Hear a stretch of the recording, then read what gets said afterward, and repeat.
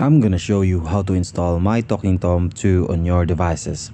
So to get started, you have to open your App Store or your Google Play Store if you have an Android like me.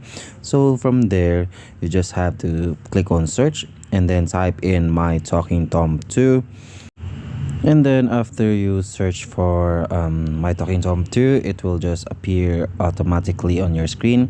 And from there you can see there's two My Talking Tom 2, but it is the same. The one is just sponsored, so you just have to click either of those two. So for me, I'm just gonna click the other one, and then from there you just have to click on install.